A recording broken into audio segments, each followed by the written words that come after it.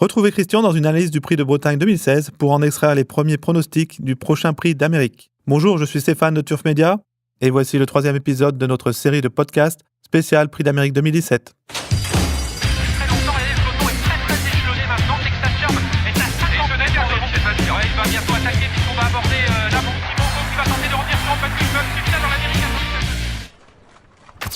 Bonjour à tous. Donc, dans le cadre du Prix d'Amérique qui doit se dérouler le 29 janvier, donc le dernier dimanche de janvier, sur l'hippodrome de Paris-Vincennes, je vous avais dit qu'il était très important de se pencher sur le mode de qualification de ce Prix d'Amérique, puisque je vous rappelle que 18 chevaux au maximum seront amenés à participer à ce Prix d'Amérique.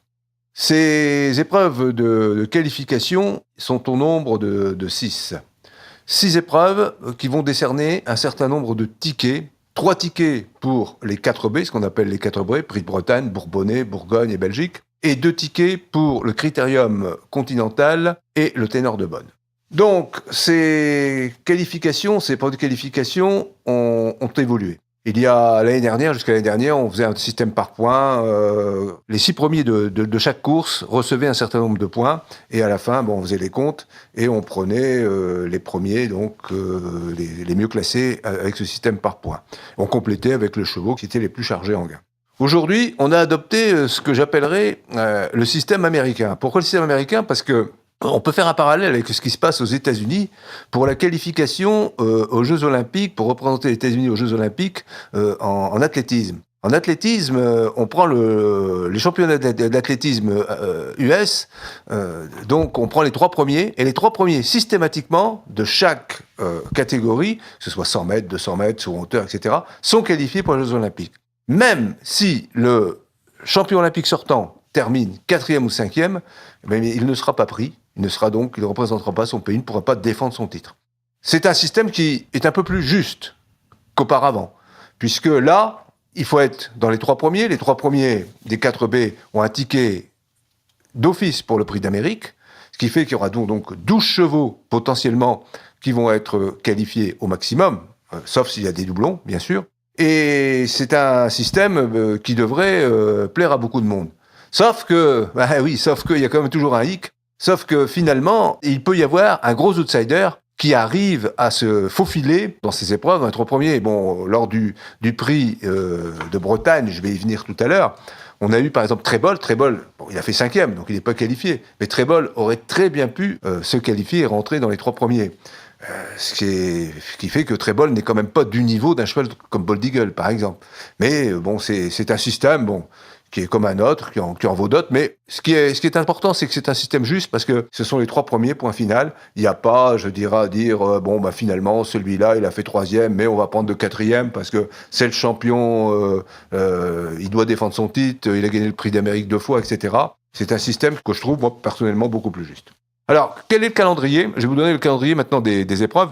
Le Prix de Bretagne s'est déroulé le 20 novembre. Le Bourbonnais, lui, va se dérouler le 11 décembre. Le Critérium Continental et le Ténor de Beaune vont se dérouler tous les deux, donc le jour de Noël, donc le 25 décembre. Nous aurons le 1er janvier, le jour de l'an, le Prix de Bourgogne, et le Prix de Belgique suivra, et lui sera disputé le 15 janvier. Voilà. Et le Prix d'Amérique, ce qui sera l'aboutissement un peu de toute cette suite de grands prix, se déroulera, lui, le dernier dimanche de janvier, c'est-à-dire le 29 janvier. Voilà donc, en l'occurrence, le calendrier de cette épreuve. Donc, je vous ai dit tout à l'heure que potentiellement, nous aurions donc 4B, multiplié par 3, les 3 premiers, 12 chevaux qualifiés, qui verront attribuer un ticket, sauf bien sûr les doublons. Nous aurons un ticket pour le Critérium Continental et un ticket, c'est-à-dire le vainqueur, en l'occurrence, pour le Ténor de Beaune. Donc on a potentiellement 14 chevaux qui peuvent obtenir un ticket d'emblée pour le Prix d'Amérique.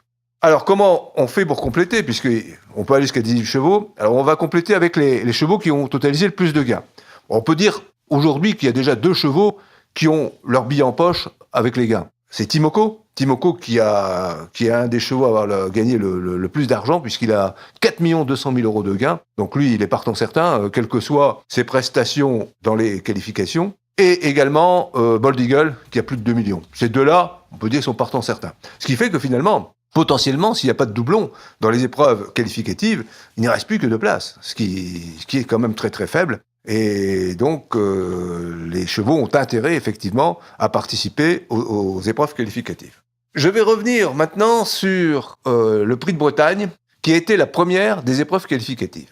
Alors, ce Prix de Bretagne se déroule en novembre. C'est une course de groupe 2 pour chevaux donc de 4 à 9 ans, hongres exclus, toujours, ayant gagné au moins 160 000 €. Elle se court sur la distance de 2700 mètres grande piste, départ volté, avec une allocation de 120 000 €, dont 54 000 € pour le vainqueur. Le Prix de Bretagne est un prix intéressant. Pourquoi ? Parce qu'ils y empruntent exactement le même parcours que le Prix d'Amérique. 2700 mètres grande piste. Donc, on est vraiment en plein sur la distance du Prix d'Amérique. C'est pour cela que c'est une épreuve qui est vraiment très importante. Alors, historiquement, cette épreuve a été créée en 1978 et le premier vainqueur du Prix de Bretagne est un cheval qui s'appelait Grand Pré, qui a été un bon cheval, même si bon, il n'a pas fait comme Ourasi, gagné 4 Prix d'Amérique, mais c'était quand même un cheval qui avait vraiment un très bon niveau. Alors au palmarès de cette épreuve, on trouve Ourasi, évidemment. Vourasi, sa petite sœur, Abovolo, qu'il a gagné 2 fois en 93 et 96, Capitole, elle a gagné aussi 2 fois en 97 et 98, Olga Dubiouette, qu'il a gagné en 2008 et 2010. Alors là, Olga Dubiouette, c'est déjà un cheval qui était en dessous des autres. Olga Dubiouette, aujourd'hui, ce serait pas un cheval phare, je dirais un cheval de top niveau pour le Prix d'Amérique. Moi, Olga Dubiouette, j'étais la voir à Deauville. Je peux vous dire que bon, elle survolait évidemment les quintés, les événements, les épreuves événementielles. Mais c'était pas un cheval de groupe. Mais elle a gagné quand même. Elle a eu Thiego Détang. Et puis, nous avons eu Hakim du Cap-Vert et Annamix, donc en 2016. Alors, le record de l'épreuve est détenu aujourd'hui par une femelle qui s'appelle Roxane Herif et dont le papa était ténor de mode. Et elle détient le record de l'épreuve depuis 2012. Elle avait gagné donc ce Prix de Bretagne avec une réduction kilométrique de 1 minute, 12 secondes et 5 dixièmes. Donc voilà, en l'occurrence, pour ce Prix de Bretagne. Et je vais maintenant aborder l'édition 2016, puisque ce Prix de Bretagne a déjà eu lieu, et je vais retracer un petit peu ce qui s'est passé au niveau de l'analyse de la course. Il faut d'abord remettre l'épreuve dans son contexte. Nous étions, en l'occurrence, donc au mois de novembre, le 20 novembre très précisément, et ce jour-là, le temps était pluvieux. Il avait plu, et on peut dire que la piste était quand même passablement dégradée. Nous avions un vent de sud-ouest qui soufflait à 40 km/h. Et c'est important parce que quand un cheval fait la course en tête, né au vent, c'est-à-dire qu'il trotte à côté de celui qui est à la corde, donc il se trouve, je dirais, en deuxième épaisseur, eh bien c'est très très très difficile de maintenir le tempo, surtout quand il commence à y avoir du vent. Parce que surtout avec la montée, je dirais, le cheval qui trotte né au vent a tendance à s'épuiser. Donc, le départ a lieu, et tout de suite, un gros coup de théâtre. Annamix, qui avait été pris en main parce que mademoiselle a du caractère et elle n'aime pas les départs voltés, elle s'est déjà arrêtée plusieurs fois, eh bien Annamix part avec 15 mètres de retard sur le reste du peloton. Donc, beaucoup de ces parieurs ont dû avoir des sueurs froides en se disant c'est fichu, parce qu'à ce niveau-là, remonter 15 mètres, un handicap de 15 mètres, ça n'est jamais facile. Quelques mètres plus loin, Baltic Charm, le numéro 2, se met à la faute, donc se met au galop. Il est bien sûr rattrapé par son driver, qui le remet au trot, mais il perd également plusieurs mètres. Et les 2 chevaux qui se trouvent en dernière position, 100 mètres après le départ, sont Annamix et Baltic Charm. Alors j'insiste là-dessus parce que vous allez voir ce qui s'est passé après. Et c'est important de se souvenir de cet épisode-là. Alors les premiers à se mettre en action sont effectivement à prendre la tête tout de suite. On a évidemment Bélina Josselin, et puis Amiral Sacha, qui sont les premiers à démarrer. Ils ont démarré très très vite sur jambes, et ils ont pris la tête.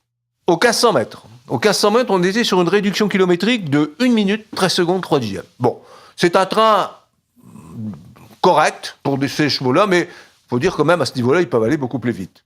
Et au 1500 mètres, nous avions en tête Charlie Dunoyer, qui s'était porté en tête, qui avait donc débordé Bélina Josselin.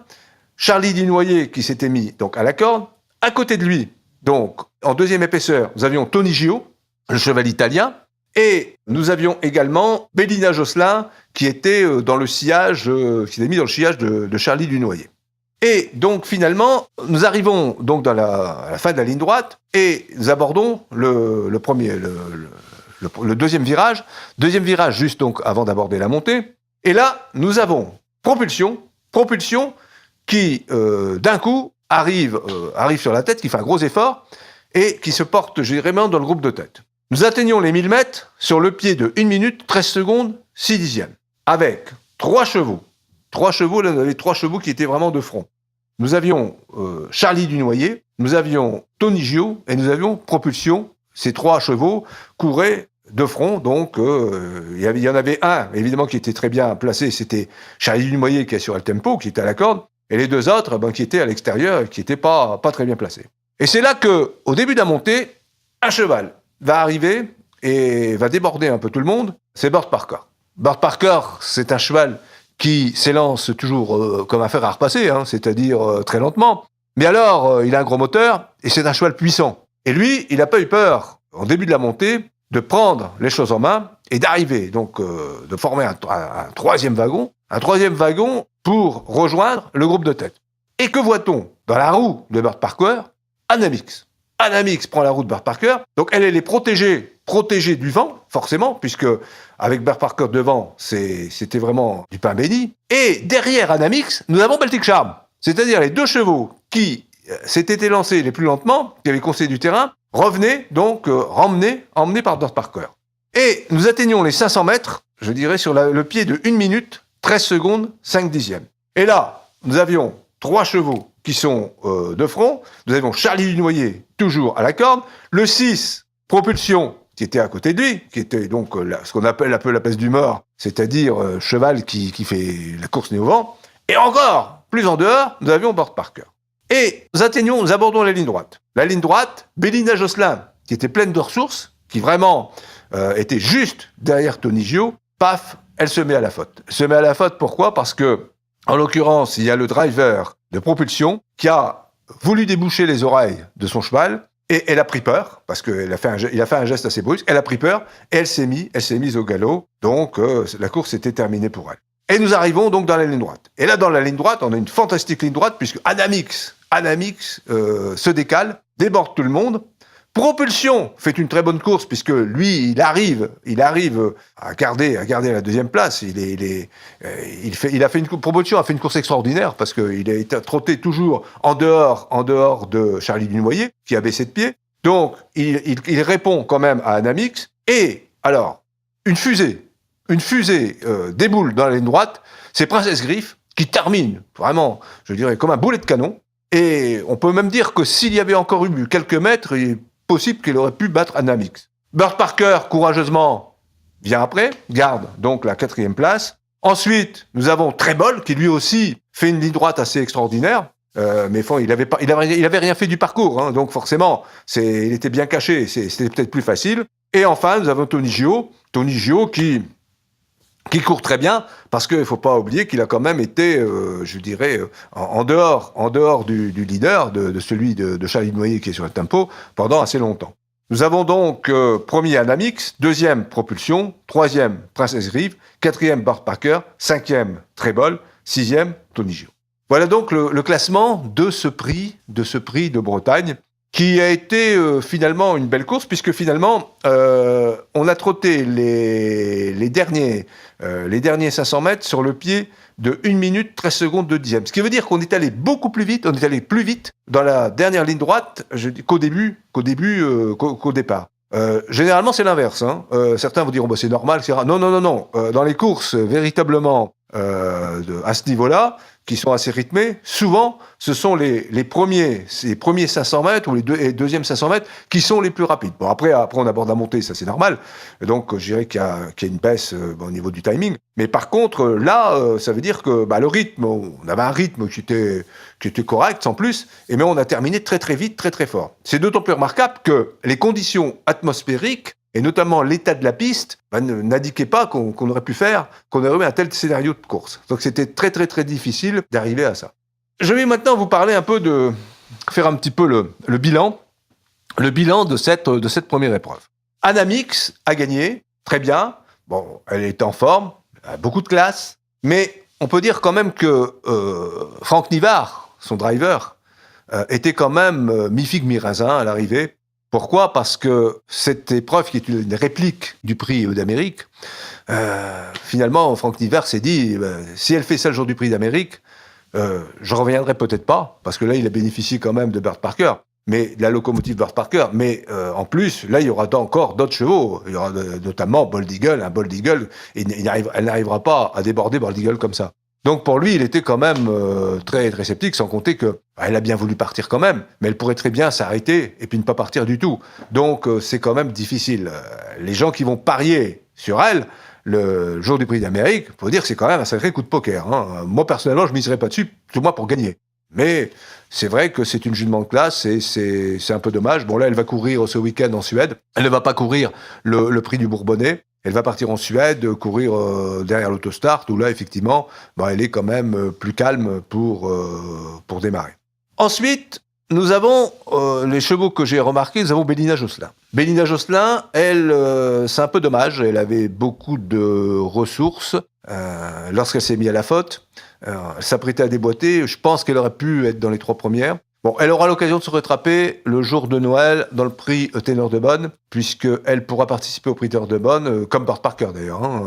Donc ces deux-là pourront se rattraper. Et Bélina Josselin, elle nous doit une revanche, peut-être dès dimanche, dans le prix du Bourbonnais. Mais il est certain qu'elle a le potentiel pour rentrer dans les qualifiés. Alors, une bonne note également pour Propulsion. Propulsion, c'est un cheval qu'on ne connaissait pas trop. C'est un cheval américain qui était venu pour se qualifier, parce que lui, il n'a pas assez de gains pour passer au gain. Et on peut dire que Propulsion, c'est quand même un bon cheval, hein, qui a véritablement très bien couru, qui a toujours été aux avantages et qui a bien fini. On peut dire que Propulsion, et d'ailleurs son mentor était un peu déçu par les conditions de la course, la piste lourde auquel il n'est pas habitué, et son mentor disait que le jour du prix d'Amérique, il devrait encore monter en condition, il devrait être mieux. Et on peut dire que Propulsion, c'est certainement un candidat aux toutes premières places. Nous avons ensuite Princesse Griffe. Princesse Griffe, c'est vraiment une jument qui était bien partie. Par le jeu des relais, elle s'est retrouvée plus loin et elle doit le regretter parce que la manière dont elle a terminé montre que c'est sur une pointe, elle est capable de battre tout le monde. Donc là aussi, c'est une jument qu'il faudra suivre. Donc nous avons déjà de toute façon les 3 tickets qui sont Dynamix, Propulsion et puis Princesse Griffe. Princesse Griffe qui va encore courir dans les qualificatives, mais de toute manière, elle a déjà son ticket en poche. Ensuite, eh bien, j'ai noté Trébol. Trébol, 5e, bon, alors qu'il faisait une rentrée. C'est quand même un très beau résultat. Il a eu un bon parcours quand même, faut pas l'oublier. Mais Trébol, là encore, c'est un peu la même chose que Princesse Griffe. Sur une pointe, il est capable de mettre tout le monde d'accord. Même si je pense que lui jouera plus sa qualification dans le prix de Bourgogne qui se déroule sur 2100 mètres. Parce que là, c'est la course de vitesse, c'est son sport. Autre cheval que j'ai repéré, c'est Tony Gio. Tony Gio, c'est un jeune cheval. Italien, qui a terminé 6e, mais qui a fait forte impression. Et son driver a déjà déclaré que pour le prix d'Amérique, il serait déféré. Il courrait donc pieds nus, ce qui n'était pas le cas dans le prix de Bretagne. Donc effectivement, Tony Gio, lui aussi, c'est certainement un candidat aux toutes premières places. Il ne pourra pas passer au gain, ça c'est clair. Par contre, lui, il a une bonne course qui est le Critérium Continental, le jour de Noël, toujours. Encore que ce jour-là, il va quand même devoir affronter Charlie Dunoyer et Traders qui vient de battre Bold Eagle dans le prix Marcel Laurent. Donc, ça n'est pas une certitude. Mais Tony Gio va également courir d'autres épreuves qualificatives. Enfin, je terminerai au niveau des bonnes notes sur Amiral Sacha. Amiral Sacha, il s'est vite mis en tête dans les premiers. C'est lui qui a été le plus rapide au départ, d'ailleurs. Puis là aussi, il a reculé par le jeu des relais. On peut dire que la prochaine fois, son driver a déjà dit que la prochaine fois, il ira devant, il se maintiendra à l'avant, et lui aussi sera pieds nus, sera donc déféré des 4. Donc voilà pour cette première épreuve, une épreuve qui a emprunté le parcours du Prix d'Amérique et qui a indiqué un certain nombre de choses, notamment au niveau des chevaux en forme et des chevaux qui devraient se réhabiliter.